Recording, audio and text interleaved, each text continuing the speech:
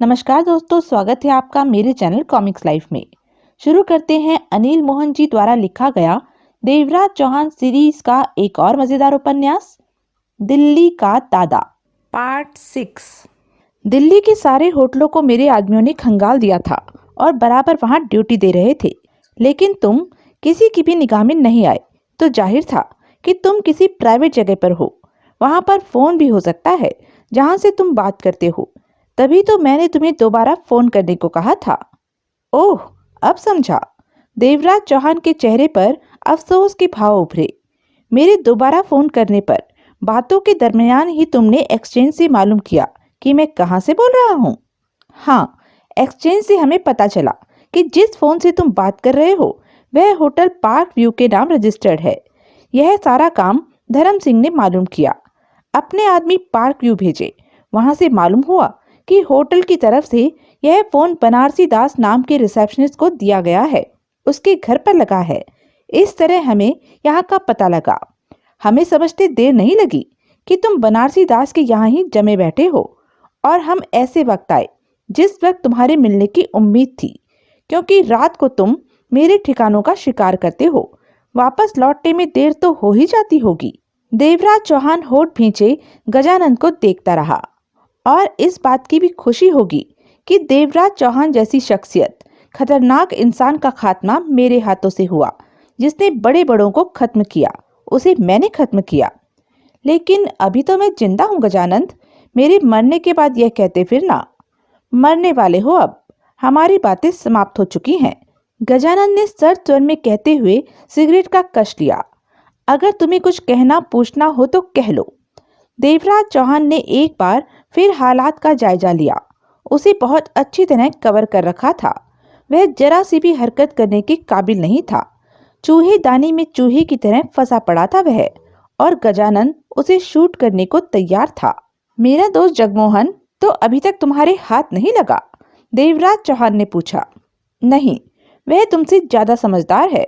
खुद को खतरे में देखा तो किसी सुरक्षित जगह जाकर छिप गया, दोबारा सामने नहीं आया, क्योंकि वह समझ गया कि गजानन से टक्कर नहीं ली जा सकती, और उसके लिए तुम मुझसे टकरा बैठे।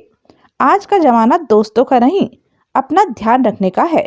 मुझसे टक्कर लेकर तुमने खुद अपनी मौत को दावत दी है।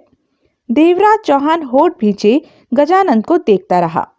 कुछ और पूछना है तुम्हें, या बस? बस, देवराज चौहान ने दांत भींचकर सख्त स्वर में कहा। खूब। मुझे ऐसे लोग बहुत पसंद हैं जो बहादुर होते हैं और हालात को समझकर मौत को गले लगाते हैं। वे लोग तो मुझे कभी भी अच्छे नहीं लगते जो जान की भीख मांगते हैं, गिड़गिड़ाते हैं। बहादुरों को बहादुरी की मौत मरना चाहिए। जान लेने वालों को जान देना भी आना चाहिए। गजानन के होठों पर पहली बार विषैली मुस्कान उभरी। तो तुमने सोचा था कि मैं तुमसे रहम की भीख मांगूंगा? देवराज चौहान कटु स्वर में बोला।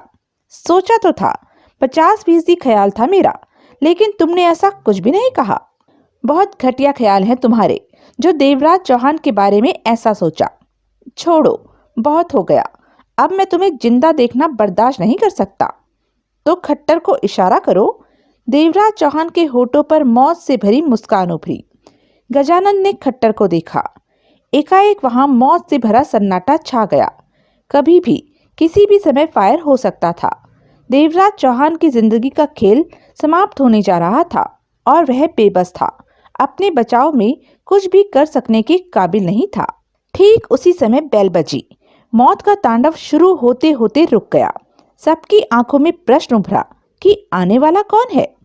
यही प्रश्न देवराज चौहान की आंखों में भी नाच उठा था। यह जाने बिना कि बेल बजाने वाला कौन है, उसे शूट करना हिचक से भरा काम था। गजानन, धर्म सिंह और खट्टर की आंखें मिली। फिर धर्म सिंह जेब से रिवॉल्वर निकालकर सावधानी से दरवाजे की तरफ बढ़ा। सबकी निगाहें एकटक दरवाजे पर टिकी थी। इसी बीच खट्टर देवराज चौहान के प्रति जरा भी लापरवाह नहीं हुआ था।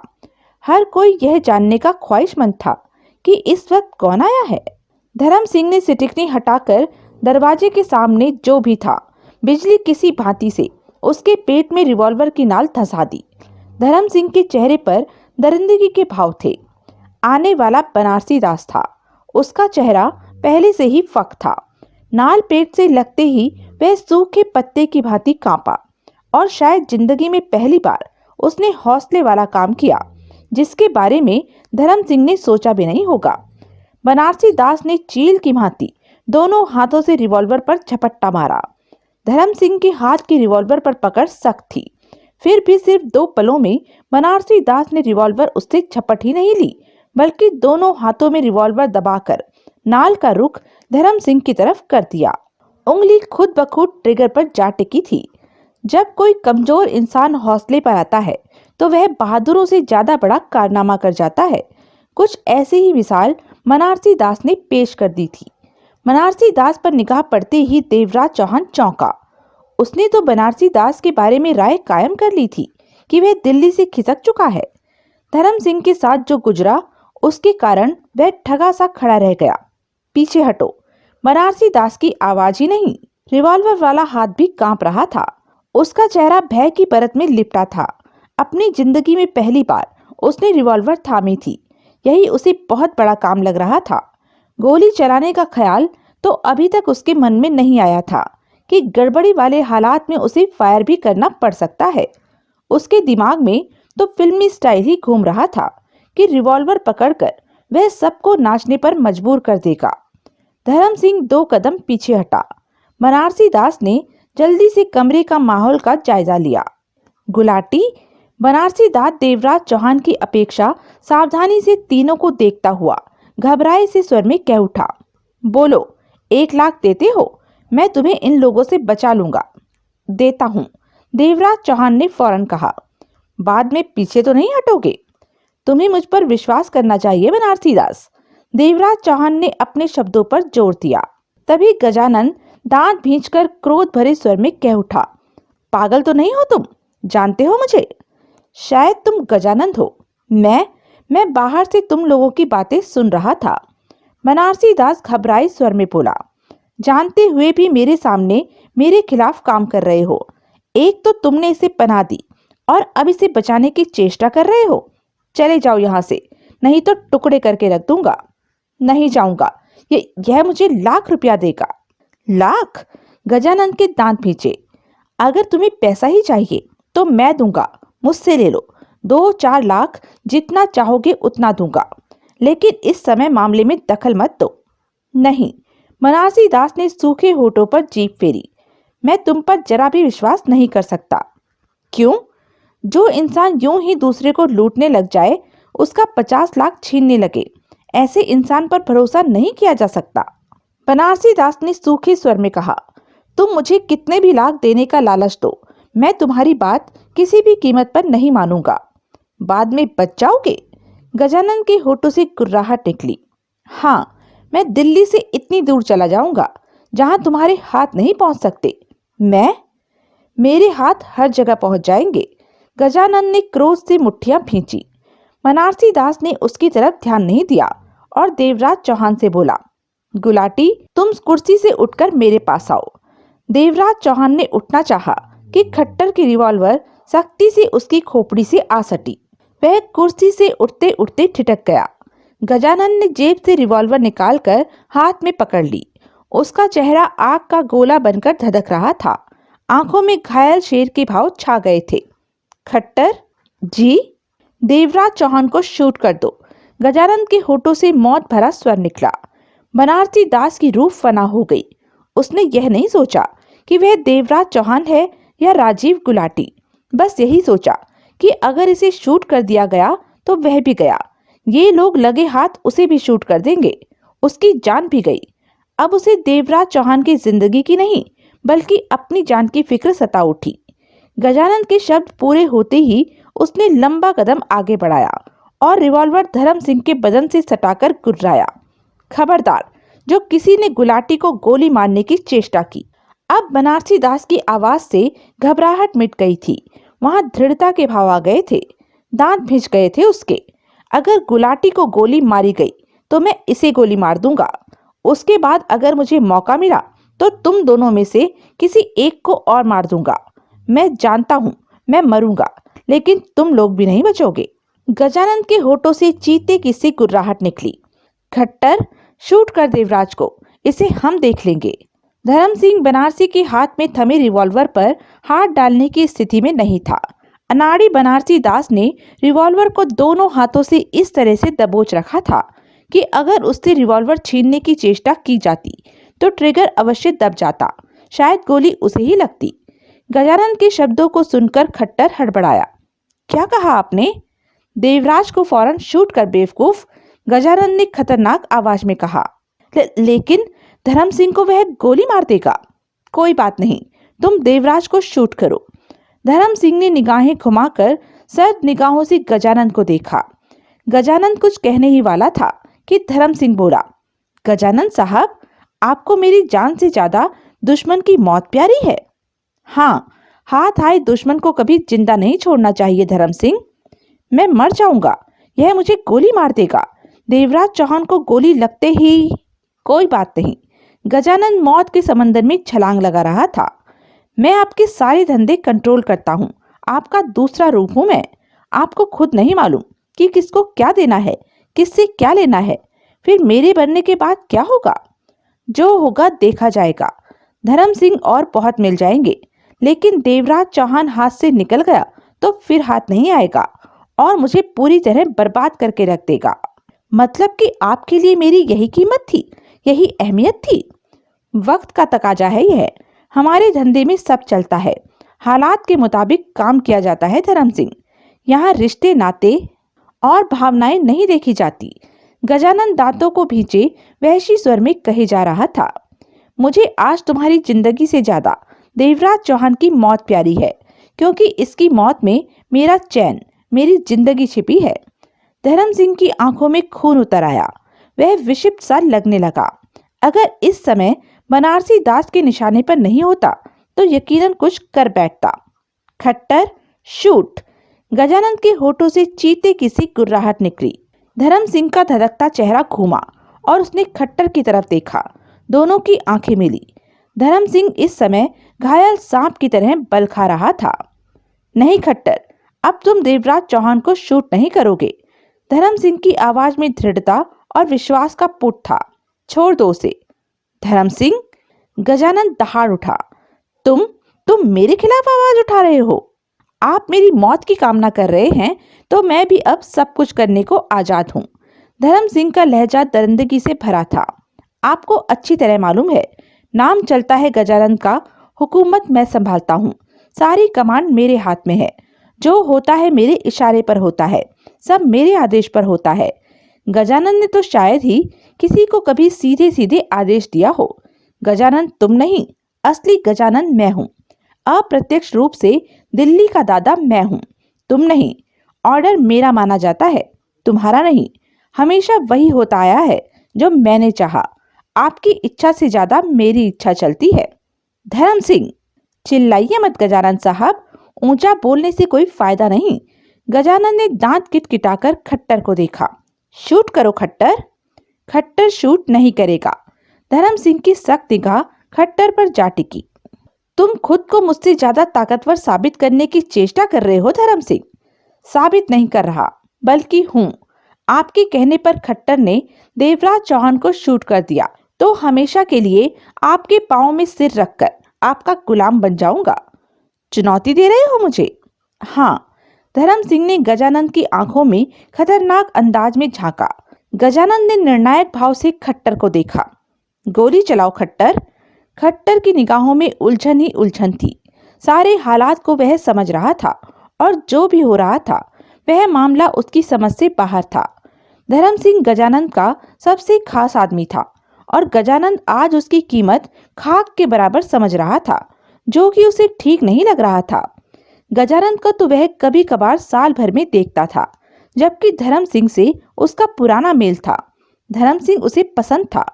कभी उसने उसके साथ कोई गलत बात नहीं की थी। सही मायनों में उसकी निगाहों में गजानन से ज्यादा धर्म सिंह की कीमत थी। और अब गजानन उसी धर्म सिंह की जान पर खेलने को तैयार हो गया था। उसकी इस हरकत से उसका कमीनापन स्पष्ट जाहिर हो गया था। अब अगर उसकी जगह वह खुद बनारसी दास के निशाने पर होता तो भी गजानन ने यही कमीनी हरकत करनी थी। सुना नहीं तुमने खट्टर? गजानन ने दांत भींचे। मैं गजानन तुम्हें आदेश दे रहा हूँ कि देवराज चौहान को तुम फौरन ही शूट करो, क्विक। खट्टर के चेहरे पर फैसले के भाव आ गए। नहीं, मैं देवराज चौहान को शूट नहीं करूंगा। खट्टर! गजानन गला फाड़कर चीखा। देवराज चौहान को शूट करने का मतलब है धर्म सिंह की मौत, खट्टर ने सपाट स्वर में कहा। और मैं ऐसा कोई काम नहीं करूंगा जिससे धर्म सिंह की जान पर आ बने। अपने मतलब के लिए अपने ही पुराने साथी को खामखा मरवा देना मेरी निगाहों में शराफत का काम नहीं है। तो आज तुम गजानन का कहना टाल रहे हो? गजानन ने घायल निगाहों से उसे देखा। देवराज चौहान को मैं भी शूट कर सकता हूँ, रिवॉल्वर मेरे हाथ में भी है। और जब मैं देवराज चौहान को शूट करूंगा तो लगे हाथ तुम्हें भी शूट करूंगा। खट्टर के चेहरे पर खतरनाक भाव उभर आए। रिवॉल्वर मेरे हाथ में भी है गजानन, खट्टर ने सख्त स्वर में कहा। धर्म सिंह की तरह मैं तुम्हारा नौकर नहीं हूँ। तुम्हारा जो काम करता हूँ उसकी कीमत देता हूँ। तुम मुझे जान से मारने की धमकी दे रहे हो तो मत भूलो गजानन, मैं तुम्हें भी शूट कर सकता हूँ। मेरा निशाना तुमसे कहीं अच्छा है। तुम तो कभी कभार ही रिवॉल्वर हाथ में लेते हो, जबकि मैं दिन में 4 बार रिवॉल्वर से बरसों से खेलता आ रहा हूँ। गजानन की आंखों में मौत की छाया चमकी। देवराज चौहान मौत की छाया से अच्छी तरह वाकिफ था। वह शूट करने जा रहा था, उसे और खट्टर को। इससे पहले गजानन रिवॉल्वर सीधी कर पाता, देवराज चौहान ने मौत की बाजी लगा दी। उसने तूफानी अंदाज में खट्टर की रिवॉल्वर पर हाथ डाला। खट्टर भी हालात को समझ चुका था। उसने रिवॉल्वर पर से अपनी पकड़ ढीली कर दी। देवराज चौहान रिवॉल्वर लिए कुर्सी से नीचे लुढ़कता चला गया। उसी समय गजानन के हाथ में थमी रिवॉल्वर से फायर हुआ, जो कि कुर्सी की पुष्ट को तोड़ता हुआ निकल गया। इसके बाद गजानन कुछ भी नहीं कर सका। उसने फौरन देवराज की तरफ अपनी रिवॉल्वर की दूसरा फायर करने के लिए, परंतु तब तक देवराज चौहान फर्श पर पीठ के बल लेटा रिवॉल्वर की नाल ऊपर की तरफ कर चुका था। यह सब 5-6 सेकंड में हो गया था। फायर हुआ। गोली गजानन की ठोड़ी की हड्डी तोड़ती हुई सिर के रास्ते पार हो गई। रिवॉल्वर उसके हाथ से निकलकर फर्श पर जा गिरा। गजानन का शरीर लहराया और नीचे पड़े देवराज चौहान के ऊपर गिरने लगा। देवराज चौहान फौरन करवटें लेता चला गया। गजानन का मृत शरीर छाती के बल फर्श से जा टकराया। देवराज चौहान की खूनी निगाह गजानन के मृत शरीर पर टिकी थी। रिवॉल्वर की नाल से अभी भी धुआं निकल रहा था, जिस पर फूंक मारकर वह उठ खड़ा हुआ। उसने खट्टर और धर्म सिंह पर निगाह डाली, जो कि माहौल का जायजा ले रहे थे। धर्म सिंह की खूनी निगाह अभी भी गजानन के मृत शरीर पर टिकी थी। देवराज चौहान ने हाथ में थमी रिवॉल्वर खट्टर की तरफ उछाली। खट्टर ने तुरंत रिवॉल्वर लपक ली। तब तक देवराज चौहान ने जेब से रिवॉल्वर निकाल ली थी। उसने बनारसी दास को इशारा किया। बनारसी दास ने धर्म सिंह के बदन से सटा रखी रिवॉल्वर हटा ली। वह सावधानी से हालात को समझने की चेष्टा कर रहा था। धर्म सिंह की रिवॉल्वर उसे वापस कर दो बनारसी दास। हिचकिचाते हुए बनारसी दास ने रिवॉल्वर धर्म सिंह को दे दी।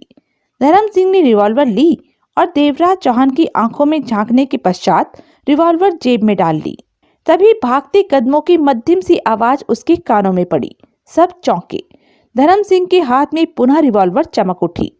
दरवाजे के बीचों बीच खड़े बनारसी दास ने गर्दन घुमाकर बाहर झांका, फिर एक तरफ हट गया। उसी समय हड़बड़ाई अवस्था में जगमोहन ने भीतर प्रवेश किया। उसके चेहरे पर थकावट के भाव थे। उसने एक ही निगाह में सारे कमरे का निरीक्षण कर लिया। देवराज चौहान को सलामत देखकर उसने राहत की सांस ली। जगमोहन पर निगाह पड़ते ही देवराज चौहान चौंका। उसकी आंखों में अजीब से भाव आ गए। 2 पल तो वह कुछ नहीं समझा, बाद में सब कुछ वह समझता चला गया। उसने बनारसी दास पर निगाह डाली। देवराज चौहान को अपनी तरफ देखते पाकर बनारसी दास के होठों पर मुस्कान उभरी और लुप्त हो गई। तभी धर्म सिंह का सख्त स्वर उनके कानों में पड़ा। कौन हो तुम? यह सवाल उसने जगमोहन से पूछा था और जवाब दिया देवराज चौहान ने। मेरा दोस्त जगमोहन है, जिससे गजानन 50 लाख छीनने की चेष्टा में था। ओह, यह कौन है? जगमोहन ने नीचे पड़े गजानन के मृत शरीर की तरफ इशारा किया। गजानन? गजानन? जगमोहन की आंखें हैरानी से फैल गई। दिल्ली का दादा? हाँ। जगमोहन काफी देर तक हैरानी की मुद्रा में खड़ा रहा। देवराज चौहान ने धर्म सिंह और खट्टर को देखा। अब तुम्हारा क्या इरादा है? देवराज चौहान ने धर्म सिंह को देखा। कैसा इरादा? तुम्हारे सामने 3 रास्ते हैं धर्म सिंह। पहला तो यह है कि मुझसे टकरा जाओ, अगर गजानन के कदमों पर चलना चाहते हो तो। दूसरा रास्ता यह है कि गजानन की जगह ले लो। यह काम करने में तुम्हें खास परेशानी नहीं आएगी, क्योंकि उसका सारा काम तुम संभालते आए हो। तीसरा रास्ता यह है कि चाहो तो धंधे से किनारा कर लो। धर्म सिंह के होठों पर मुस्कान उभरी। उसने रिवॉल्वर जेब में डाल ली। तुमसे मेरी कोई दुश्मनी नहीं जो तुम्हारे साथ खून खराबा करने की चेष्टा करूं। फिलहाल तो मैं गजानन के धंधों को ही अपने कब्जे में करना पसंद करूंगा, जो कि मेरे बाएं हाथ का खेल है। जो मर्जी करो, लेकिन गजानन की तरह दिल्ली से पांव निकालकर मत फैलाना। क्या मतलब? सूरज प्रताप सिंह के कामों में दखल देने की चेष्टा मत करना। Mumbai underworld king? धर्म सिंह का चेहरा गंभीर हो गया। हाँ, वह मेरी नहीं, गजानन की खुराफात थी। दिल्ली का सारा बोझ मेरे कंधों पर डालकर जब उसे फुर्सत मिली तो उसका ध्यान मुंबई की तरफ चला गया। गजानन की मर्जी। दबे स्वर में मैंने गजानन को समझाने की चेष्टा की, परंतु वह अपनी ताकत के नशे में चूर था। वैसे मुंबई की तरफ देखने का मेरा कोई इरादा नहीं। मैं दिल्ली अंडरवर्ल्ड का मालिक बनकर ही खुश हूँ। देवराज चौहान ने मुस्कुराकर सिर हिलाया, फिर खट्टर की तरफ देखा। दिल्ली में काम करते करते मुझे बरसों हो गए। मैं तो कब का इस शहर से बोर हो चुका हूँ। मेरा इरादा मुंबई जाने का था, लेकिन गजानन मुझे छोड़ने को तैयार नहीं था। जबरदस्ती मुंबई जाने की कहता तो गजानन के साथ दुश्मनी पैदा हो जाती। अब मेरा रास्ता साफ है, मैं मुंबई जाऊंगा। खट्टर ने अपना फैसला सुनाया। ठीक है। देवराज चौहान ने रिवॉल्वर जेब में डाल ली। तुम लोग जाओ, यहाँ फायर हो चुका है। रिहायशी इलाका है, लोग इकट्ठे होने शुरू हो गए होंगे, जो कि हमारे लिए ठीक नहीं होगा। पुलिस आ गई तो उससे टकराना और भी मुसीबत भरा काम होगा। धर्म सिंह और खट्टर खुद भी वहां रुकने के हक में नहीं थे। दोनों ने दोस्ताना अंदाज में देवराज चौहान से विदा ली और तुरंत पलटकर बाहर निकल गए। देवराज चौहान ने बनारसी दास से जल्दी से कहा, अपना जरूरी सामान लेना चाहते हो तो ले लो, हमारे पास वक्त कम है। कहने के साथ देवराज चौहान ने आगे बढ़कर शहजाद खान का दिया हथियारों से भरा सूटकेस उठाया और फिर ब्रीफकेस। तत्पश्चात वह उस मुर्गी खाने से निकलता हुआ बोला, आओ जगमोहन। देवराज चौहान और जगमोहन नीचे पहुंचे। नीचे मकान के आसपास लोग इकट्ठा होने शुरू हो गए थे, जो कि उन्हें देखते ही पीछे हट गए। देवराज चौहान ने जल्दी से कार की डिग्गी खोली और सूटकेस उसके भीतर रखकर उसे बंद किया। फिर जल्दी से आगे बढ़कर ड्राइविंग सीट पर आ बैठा। जगमोहन उसके बगल में। देवराज चौहान ने कार स्टार्ट की। लोग सहमे से दूर खड़े यह सब देख रहे थे। देवराज चौहान और जगमोहन की निगाहें सीढ़ियों पर थी। मिनट भर बाद ही छोटी सी अटैची के साथ बनारसी दास भी नीचे उतरता दिखाई दिया। देवराज चौहान ने पिछली सीट का दरवाजा खोल दिया। बनारसी दास ने खुले दरवाजे से अटैची केस भीतर फेंका और खुद भी बैठ गया। इससे पहले कि कार का दरवाजा बंद करता, देवराज चौहान ने कार आगे बढ़ा दी। बनारसी दास ने दरवाजा बंद कर लिया। कुछ ही पलों में वे तिलक नगर से होते चले गए। गजानन की लाश बनारसी दास के मुर्गी खाने की शोभा बढ़ा रही थी। देवराज चौहान और जगमोहन ने पहाड़गंज के एक छोटे से होटल में कमरा लिया। बनारसी दास उनके साथ था। रास्ते में उनके बीच कोई बात नहीं हुई थी।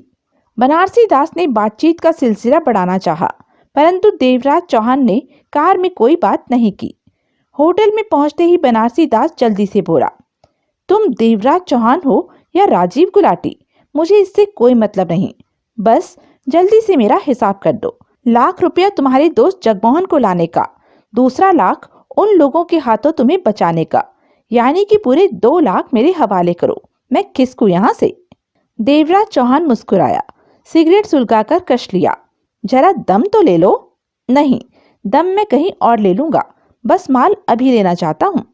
मर्जी तुम्हारी। देवराज चौहान ने हंसकर कहा। फिर जगमोहन को देखा। 50 लाख कहाँ है? जगमोहन के चेहरे पर छाए अफसोस के भाव गहरे हो गए। नहीं है। नहीं है? देवराज चौहान की आंखें सिकुड़ गई। हाँ, गजानन के आदमी मेरे पीछे थे। मैं दौलत के साथ जान बचाता भाग रहा था। तभी एक फ्लैट का दरवाजा खुला मिला। मैं भीतर प्रवेश कर गया। वहां दिव्या नाम की खूबसूरत लड़की अकेली रहती थी। कुछ दिन मैं उसी के घर में छिपा रहा। वो लड़की मुझे बेवकूफ बना गई। आज शाम को उसने मेरा सूटकेस देख लिया था। उसमें भरा माल भी देख लिया था। शाम को मैं सो रहा था कि वह मुझे सोया देखकर सूटकेस लेकर चंपत हो गई। तुम नहीं जानते आंख खुलने पर मेरी क्या हालत हुई। जिस दौलत को मैं सीने से लगाए बचाने की चेष्टा कर रहा था, वह इस तरह आसानी से मेरे हाथों से निकल गई। मैं बयान नहीं कर सकता कि बस बस रहने दो, देवराज चौहान ने मुंह बनाकर कहा। तुम्हें कितनी बार कहा है कि खूबसूरत लड़की देखकर आंखें बंद मत किया करो, होश मत गवाया करो, उनको शरीफ मत समझो। लेकिन तुम्हारी खोपड़ी में मेरी बात कभी नहीं आई। हम जिस धंधे में हैं वह औरत की जगह नहीं है। जगमोहन गहरी सांस लेकर रह गया। कहता भी क्या? मतलब कि सब कुछ गया? नहीं, सोने के चंद बिस्किट मेरी जेब में हैं, जिन्हें शुरू से ही मैंने यूं ही जेब में रख लिया था। मैंने 5 लाख कैश दिया था और 45 लाख सोने की बिस्किट की शक्ल में। जब मैंने पहली बार सूटकेस देखा तो तभी कुछ बिस्किट जेब में रख लिए थे। निकालो। क्या? सोने के बिस्किट जो तुमने अपने पास रखे हैं। जगमोहन ने ना चाहते हुए भी सोने के बिस्किट निकालकर देवराज चौहान को दिए। वे सोने के 8 बिस्किट थे।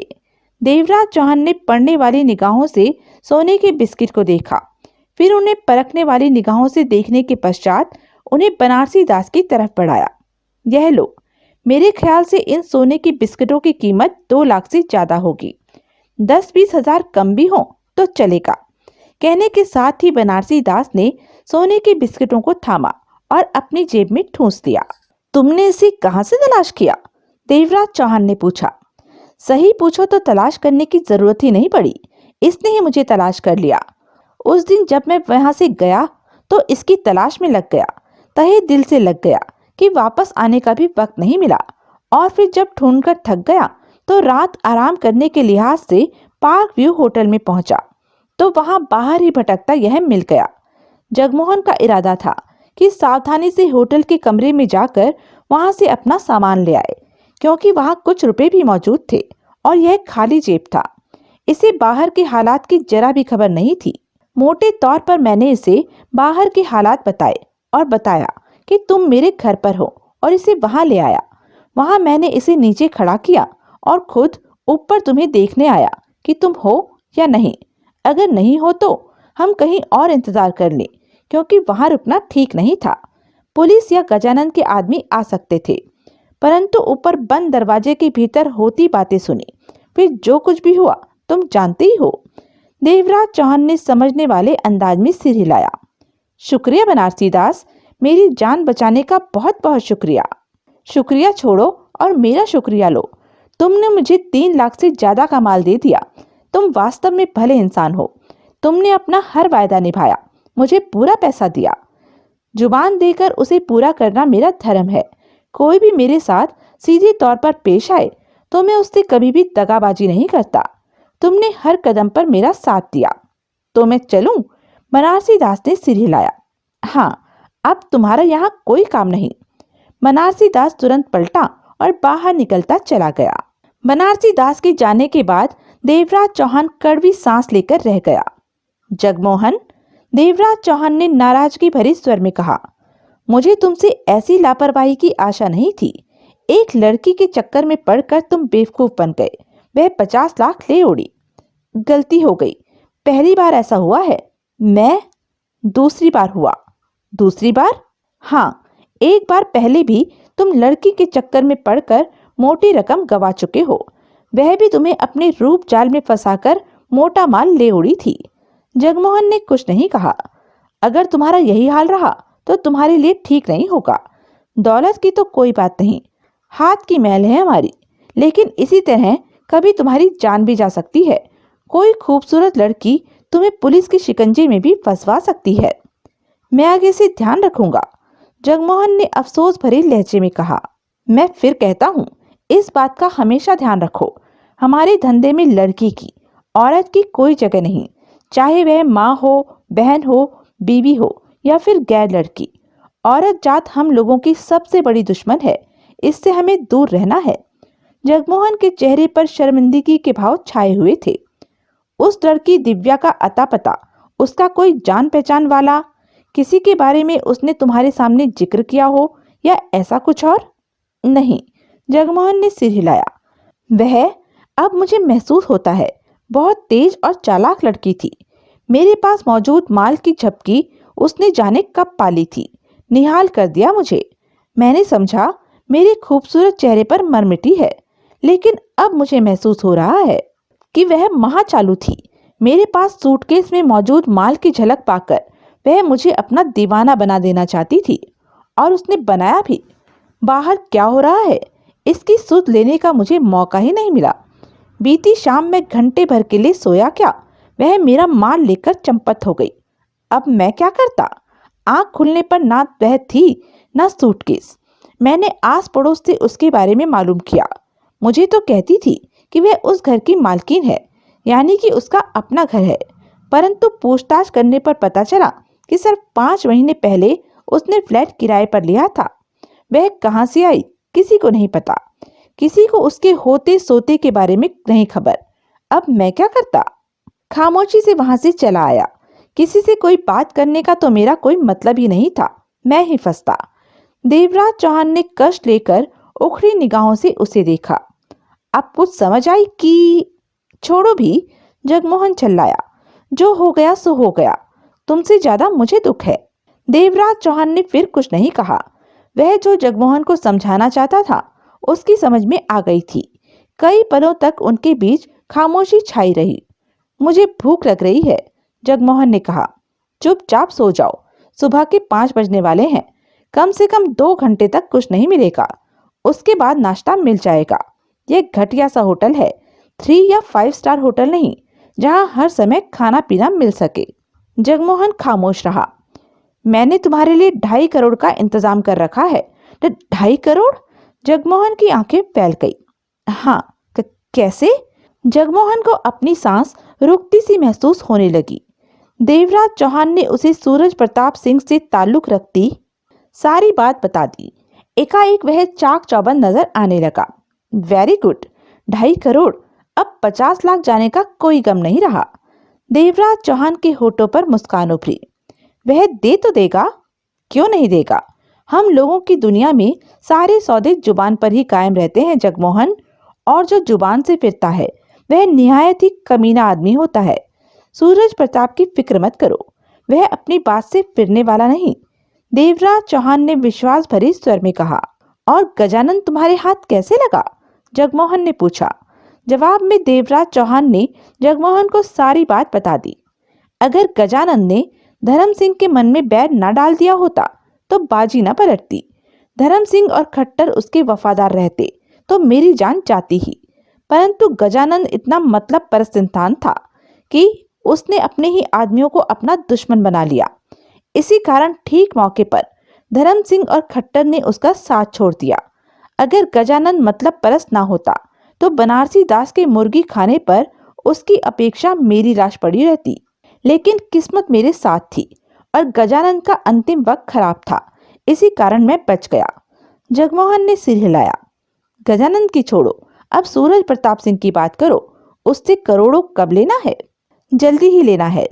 यहाँ जो हो रहा है उसकी उसे बराबर खबर होगी।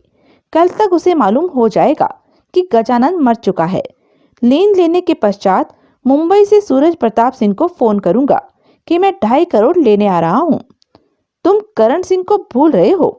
क्या मतलब? तुमने उसकी टांग पर गोली मारी थी। वह, मैं खामखा किसी के बारे में नहीं सोचता। वह अभी तक घायल पड़ा होगा। अपने बाप की बातों में उसका दखल देने का कोई मतलब नहीं। अगर दिया, मेरे खिलाफ दिया, तो मैं उसे संभाल लूंगा। कल सुबह फोन पर मैं सूरज प्रताप सिंह से बात करूंगा। 2.5 करोड़? जगमोहन तो जैसे हवा में उड़ा जा रहा था। दिन निकलने के पश्चात वे सोए और करीब 12 बजे उठे। नहा धोकर उन्होंने नाश्ता किया तो दोपहर का 1:30 बज चुका था। लंच की तो अब आवश्यकता ही नहीं थी। फुर्सत पाकर देवराज चौहान ने सिगरेट सुलगाई तो जगमोहन बोला, वह 2.5 करोड़ याद है मुझे। देवराज चौहान मुस्कुराया। मैं सूरज प्रताप सिंह से बात करता हूँ। बात करने की क्या जरूरत है? सीधे मुंबई ही चलते हैं, जगमोहन ने कहा। आवश्यकता है, कम से कम हमारे मुंबई पहुंचने तक 2.5 करोड़ तैयार तो रखे। अगर समझदार हुआ तो मेरा माल अब तक बांधकर उसने एक तरफ रख दिया होगा। जगमोहन ने कुछ नहीं कहा। दोनों होटल से बाहर निकले और कुछ दूर एसटीडी के बूथ पर पहुंचे। वहां से देवराज चौहान ने सूरज प्रताप सिंह का मुंबई का नंबर मिलाया। लाइन मिली। रिसीवर उठाकर दूसरी तरफ से पूछा गया, हेलो, मुझे सूरज प्रताप से बात करनी है। आप कौन है? देवराज चौहान। कोई मैसेज हो तो मुझे दे दो, इस समय बात नहीं हो पाएगी। क्यों? दरअसल बात यह है कि देवराज चौहान के जबड़े कस गए। तुम अपनी तरफ से कुछ मत कहो। सूरज प्रताप कितना भी व्यस्त क्यों ना हो, तुम एक बार जाकर मेरा नाम उसके कान में डाल दो, वह लाइन पर आ जाएगा। मैं ऐसा नहीं कर सकता। क्यों? मेरा काम सिर्फ फोन सुनना और मैसेज नोट करना है, बस, किसी को बुलाना नहीं। जब पहले फोन किया था तब तो तुमने सूरज प्रताप को बुला दिया था। देवराज चौहान की आवाज में कड़वापन आ गया था। अब क्या 2 दिन में तुम्हारे रूल रेगुलेशन बदल गए हैं? हमारे रूल से तुम्हारा क्या लेना देना? अब आने वाली आवाज में तीखापन आ गया था। मैसेज है तो नोट करा दो, नहीं तो मैं रिसीवर रख रहा हूँ। देवराज चौहान का चेहरा और भी सख्त हो उठा। शहजाद खान से बात कराओ। वह तो सूरज प्रताप सिंह से भी ज्यादा व्यस्त रहते हैं, उनसे बात होना तो और भी कठिन है। तुम? देवराज चौहान के होठों से गुर्राहट निकली। यह सब बातें अपने तौर पर कर रहे हो या तुम्हें इस तरह बातें करने को कहा गया है? सच सच बोलना। छोड़ो, मैं अब कोई और बात नहीं करना चाहता। लगता है तुम्हारे पास कोई मैसेज नहीं है। है, देवराज चौहान ने पूर्वता लहजे में कहा। तो बोलो। मैं शाम को 5 बजे फिर फोन करूंगा, समझे? समझा, लेकिन मैं क्या करूं? 5 बजे जब मैं फोन करूं तो मेरी बात सूरज प्रताप सिंह या शहजाद खान से अवश्य होनी चाहिए। तुम्हारे पास 3 घंटे का समय है, यह मैसेज उन तक पहुंचा सकते हो। और अगर वह व्यस्त हुए तो यह बात मुझे शाम को बताना कि वह व्यस्त हैं और फोन पर मुझसे बात नहीं कर सकते। कहने के साथ ही देवराज चौहान ने रिसीवर रखा। उसका चेहरा धधक कर सुर्ख हो रहा था। क्रोध के कारण जबड़ों में कसाव आ गया था। जगमोहन होठ सिकोड़े उसे देखे जा रहा था। देवराज चौहान ने एसटीडी की पेमेंट की और दोनों पैदल ही आगे बढ़ गए। देवराज चौहान ने सिगरेट सुलगा ली। चेहरे पर अभी भी क्रोध नाच रहा था। क्या हुआ? सब कुछ जानते हुए भी जगमोहन ने पूछा। देवराज चौहान ने कठोर निगाह जगमोहन पर डाली, फिर सख्त स्वर में बोला, सूरज प्रताप का अंदाज मुझे ठीक महसूस नहीं हो रहा जगमोहन। कैसे? पहले मेरा नाम सुनते ही सूरज प्रताप लाइन पर हाजिर हो जाता था और अब खुद आने की अपेक्षा अपने आदमी को बात करने के लिए छोड़ दिया। अब तक तो गजानन की मौत की खबर उसे हर हाल में मिल गई होगी।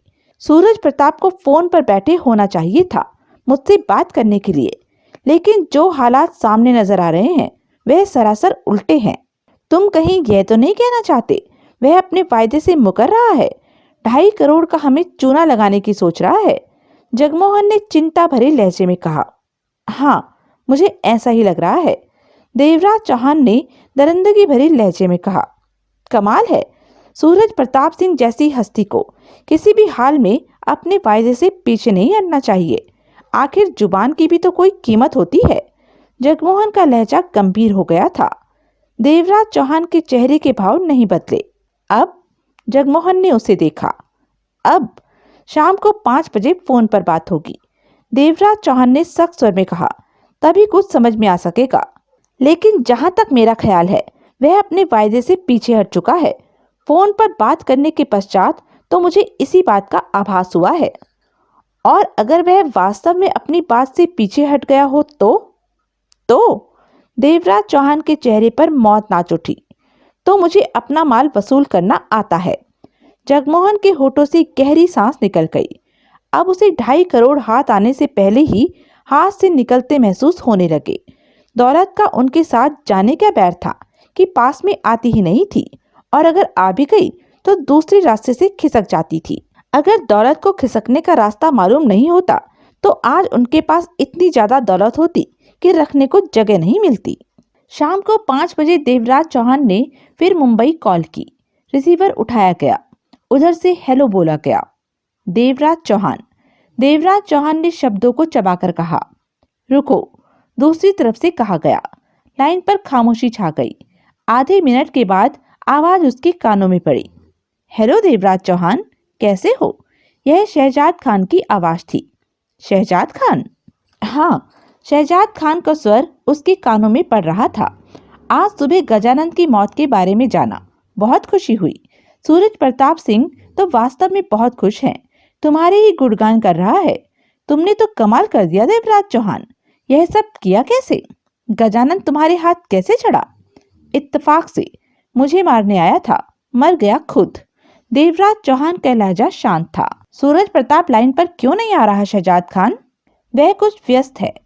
मैंने अपने काम की कीमत लेनी है शहजाद खान, देवराज चौहान ने कहा। तुम्हारा माल तो हमने गजानन की मौत की खबर सुनते ही अलग रख दिया था। मुंबई आ रहे हो या दिल्ली पहुंचा दूं, जैसा तुम ठीक समझो। देवराज चौहान के मस्तिष्क में छाया तनाव एकाएक समाप्त हो गया। सब कुछ ठीक था, कहीं भी कोई गड़बड़ नहीं थी। वह खामखा गुस्सा किए जा रहा था। मैं मुंबई आ रहा हूँ, देवराज चौहान बोला। आ जाओ। कब तक आओगे? आज कल में ही। ठहरोगे कहाँ? आर्य निवास में। यह क्यों पूछ रहे हो? सोचा तुम्हारे आने से पहले ही माल को मैं वहां पहुंचा दूं। ठीक है, मैं कहीं भी ठहरूं, तुम माल को आर्य निवास होटल के मालिक केतन ठाकर को दे देना, मैं उससे ले लूंगा। ठीक है, केतन ठाकर को कहना यह राजीव गुलाटी के लिए है, वह एक आध दिन में आ रहा है। ओके। देवराज चौहान ने रिसीवर रख दिया। अब उसका चेहरा सामान्य था। पास खड़ा जगमोहन भी प्रसन्न था कि कोई गड़बड़ नहीं हुई। सारा मामला आसानी से निपट गया। मुंबई कब चलना है? जगमोहन ने पूछा। जब तुम कहो। आज? हाँ, रात की फ्लाइट से। जगमोहन मुंबई पहुंचकर माल लेने को अधीर था। ठीक है, तुम्हारी मर्जी। हम आज रात की फ्लाइट से ही मुंबई चलेंगे। देवराज चौहान ने सिर हिलाया। रात को करीब 3:30 बजे देवराज चौहान और जगमोहन कालबा देवी रोड पर स्थित आर्य निवास पहुंचे। केतन ठाकर जागता मिला। देवराज चौहान को देखकर खुश हुआ। सबसे ऊपर छत पर कमरा खाली था अभी। वे सब उसी कमरे में पहुंचे। देवराज चौहान के कुछ पूछने से पहले ही केतन ठाकर बोल उठा। कोई आदमी आपके लिए कुछ छोड़ गया है। जगमोहन की आंखों में तीव्र चमक लहरा उठी। अबे तो जल्दी ला, सोचता क्या है? जगमोहन ने बेसब्री से कहा। वेटर को चाय वगैरह के लिए? चाय बाद में, पहले वह ला यार, जो वह आदमी दे गया है। केतन ठाकर ने सिर हिलाया और बाहर निकल गया। देवराज चौहान ने मुस्कुराकर जगमोहन को देखा। तुम्हारे में तो सब्र नाम की कोई चीज ही नहीं है, देवराज चौहान बोला। कम से कम दौलत के मामले में तो नहीं है। कुछ ही पलों में केतन ठाकर वापस आ गया। देवराज चौहान की आंखें सिकुड़ गई। उसके हाथ में छोटा सा पैकेट था और इस पैकेट में 2.5 करोड़ रुपया तो किसी भी सूरत में नहीं आ सकता था। केतन ठाकर पैकेट टेबल पर रखकर बाहर निकल गया। जगमोहन हक्का पक्का सा बैठा उस आधे फीट ऊंचे और चौड़े पैकेट को देखे जा रहा था। इसमें? जगमोहन ने आंखें सिकोड़कर देवराज चौहान को देखा। 2.5 करोड़ रुपया है? नहीं, कम से कम 2.5 करोड़ रुपया नहीं हो सकता। 2.5 करोड़ की कीमत का कुछ और हो सकता। कहने के साथ ही देवराज चौहान ने पैकेट उठाया और खोलने लगा। जगमोहन मुंह लटकाए खुलते पैकेट को देखे जा रहा था। पैकेट खुला। उसमें नोटों की गड्डियां थी। 25 गड्डियां 100-100 की, यानी कि कुल 2.5 लाख रुपया। 2.5 करोड़ नहीं। क्रोध से देवराज चौहान की कनपट्टियां सुलग उठी। जगमोहन तो हक्का बक्का रह गया। तो अब सूरज प्रताप सिंह कमीनेपन पर उतर आया। 2.5 करोड़ के बदले 2.5 लाख भिजवा दिया। देवराज चौहान ने खूंखार लहजे में कहा। यह जानबूझकर पंगा खड़ा करने की चेष्टा कर रहा है। अच्छा मजाक कर रहा है तुम्हारा यह सूरज प्रताप, जगमोहन ने आहत भाव से कहा। यह मजाक उसको महंगा भी पड़ सकता है जगमोहन। देवराज चौहान का स्वर भयानक हो उठा। अब मुझे पूरा विश्वास हो गया है कि वह 2.5 करोड़ नहीं देना चाहता। मतलब कि माल आने से पहले ही हाथ से गया? जगमोहन ने अफसोस भरे स्वर में कहा। नहीं, माल तो आएगा, हर हाल में आएगा, देवराज चौहान ने सख्त स्वर में कहा और टेबल पर पड़े फोन को अपनी तरफ खिसकाया और रिसीवर उठाकर डायल घुमाने लगा। नंबर मिला। घंटी बजी। रिसीवर उठाया गया। हेलो। इस बार आवाज नई थी। शहजाद खान कहाँ है? देवराज चौहान ने क्रोध भरे स्वर में पूछा। वह तो नहीं है, उधर से कहा गया। मैंने पूछा कहाँ है? अपने घर पर सो रहे होंगे। उसके घर का नंबर दो। देवराज चौहान जैसे गुर्रा रहा था। नहीं दे सकता बाप, मनाही है। तुम कौन हो? देवराज चौहान। दूसरी तरफ से कुछ नहीं कहा गया। सूरज प्रताप कहाँ है? मालूम नहीं। सुन, कान खोल कर सुन। देवराज चौहान ने वहशी स्वर में कहा। मैं कल सुबह 9 बजे फोन करूंगा, समझा? 9 बजे। देवराज चौहान नाम है मेरा, और जब मैं फोन करूं तो सूरज प्रताप सिंह से या शहजाद खान से मेरी बात कराई जाए, नहीं तो अंजाम बहुत खतरनाक होगा। क्या करोगे तुम? इस बार आवाज में क्रोध का पुट था। तुम सबके बाल उखाड़ लूंगा, सिर के एक भी नहीं छोड़ूंगा। कल सुबह 9 बजे। कहने के साथ ही देवराज चौहान ने रिसीवर रख दिया। तभी वेटर 3 कॉफी लेकर आया। उसके साथ केतन ठाकर था। वेटर चला गया। तीनों कॉफी पीने लगे। केतन ने जगमोहन का हालचाल पूछा। दिल्ली से वक्त पर आया नहीं, इसके बारे में पूछा। जगमोहन ने यूं ही तसल्ली बख्श जवाब देकर उसे ठंडा कर दिया। उस पैकेट में नोटों की गड्डियां थी। केतन ठाकर ने टेबल पर पड़ी गड्डियों की तरफ इशारा किया। हाँ, तुम्हारा 40,000 और सामान मेरे पास पड़ा है, वह दे देना। देवराज चौहान ने गंभीर स्वर में कहा। फिर बोला, केतन, बात यह है कि अब हम तुम्हारे इस आर्य निवास होटल में नहीं ठहर सकते। तुम्हारे और हमारे लिए ठीक नहीं होगा। कुछ बदमाशों से हमारा झगड़ा हो गया है और उन्हें यह ठिकाना मालूम है। ओह, तुमसे कोई आकर हमारे बारे में पूछो तो कहना हम आए थे, पैकेट लेकर चले गए। हम कहाँ हैं इसके बारे में तुम कुछ भी नहीं जानते। देवराज चौहान ने उसे समझाया। केतन ठाकर ने सिर हिलाया, फिर बोला, वैसे तुम राजीव गुलाटी हो या देवराज चौहान? जब दिल्ली के लिए रवाना हुए थे तो कुछ बदमाश तुम्हें पूछते हुए आए थे। वह तुम्हें देवराज चौहान कह रहे थे। मैं देवराज चौहान ही हूँ। ओह। केतन ठाकर के होठों से गहरी और लंबी सांस निकल गई। तुम्हारे बारे में तो मशहूर है कि तुम बहुत खतरनाक आदमी हो, लेकिन मुझे तो तुम में ऐसा कुछ भी नजर नहीं आया। तुम तो अच्छे आदमी हो। देवराज चौहान गहरी सांस लेकर रह गया। अब कहता भी तो क्या? केतन ठाकर बोला, अब कहाँ ठहरेंगे? कम से कम किसी होटल में तो नहीं, कोई प्राइवेट जगह तलाश करेंगे। है कोई नजर में? नजर में तो कई हैं, परंतु उनमें से कोई सुरक्षित जगह तलाश करनी है।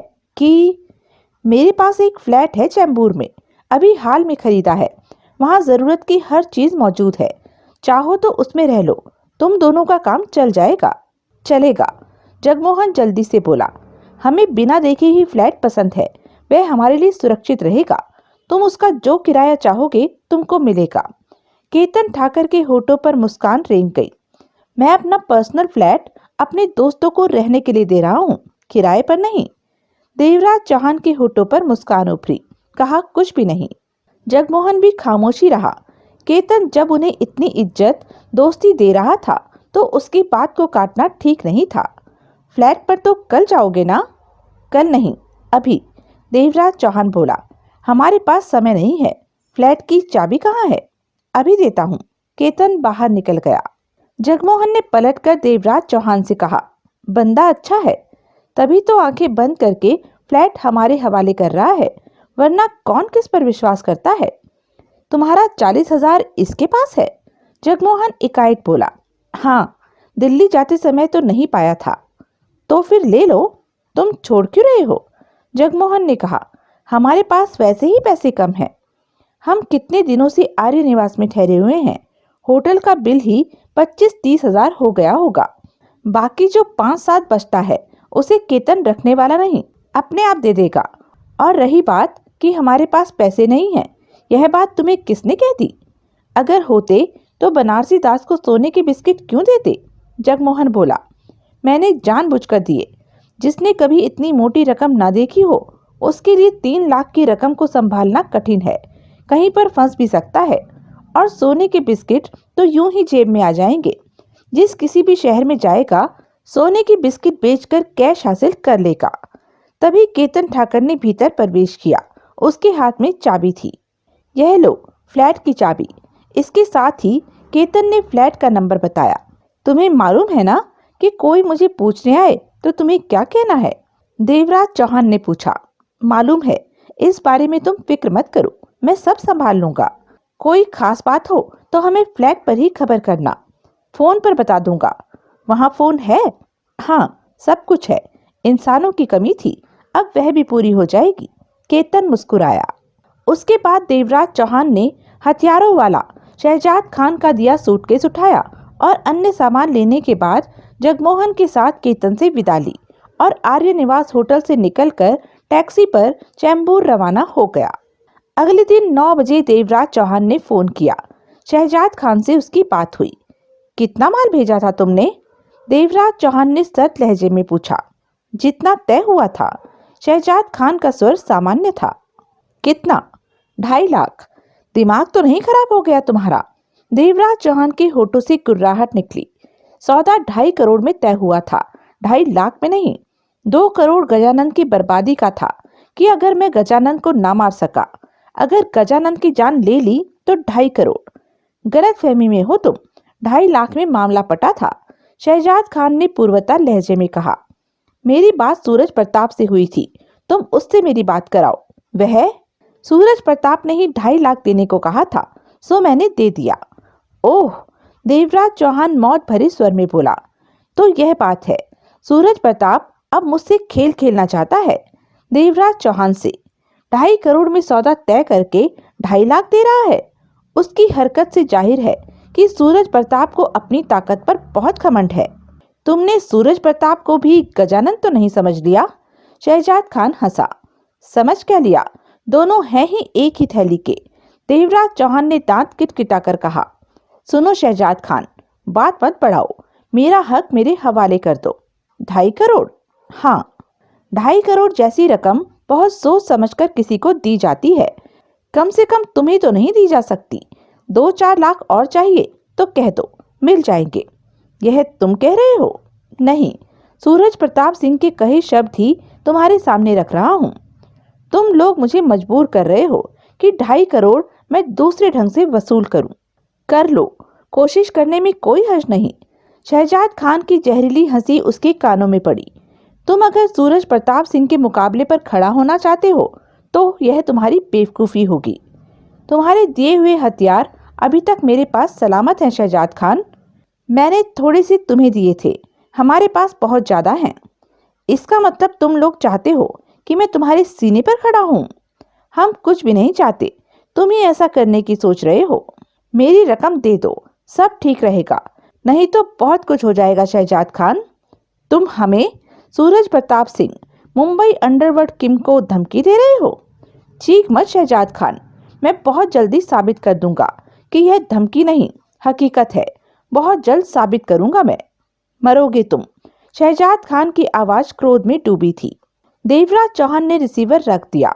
अब उसके चेहरे पर क्रोध का नामो निशान नहीं था, क्योंकि फैसला हो चुका था, तय हो चुका था कि अब क्या करना है। जगमोहन गंभीर चेहरे के साथ टकटकी बांधे देवराज चौहान को देखे जा रहा था। सारा मामला वह समझ चुका था। एक बार फिर खून की नदियां बहने जा रही थी, जिसमें कि उसका भी हर कदम देवराज चौहान के साथ होना था, क्योंकि सूरज प्रताप सिंह वायदा करके भी 2.5 करोड़ देने से पीछे हट गया था और 2.5 लाख भिजवा दिया था। देवराज चौहान आगे बढ़ा और शहजाद का ही दिया सूटकेस खोल दिया। भीतर पड़े खतरनाक हथियार नाग की जहरीली आंखों की भांति चमक रहे थे। देवराज चौहान ने हाथ आगे बढ़ाकर गन उठा ली। अब उसके चेहरे पर दरिंदगी के भाव फैल गए थे। आंखों में सूरज प्रताप सिंह का चेहरा नाच रहा था। जगमोहन भी उठा और सूटकेस में से अपनी पसंद का हथियार चुनने लगा। तो यह था इस उपन्यास का अंतिम भाग। आगे की कहानी हम जानेंगे इसके अगले उपन्यास दरिंदा में। ऐसे ही मज़ेदार उपन्यास के लिए बने रहें मेरे साथ, और हाँ, मेरे चैनल को लाइक, शेयर और सब्सक्राइब करना ना भूलें, और कमेंट करके ज़रूर बताएं कि यह वीडियो आपको कैसा लगा। धन्यवाद।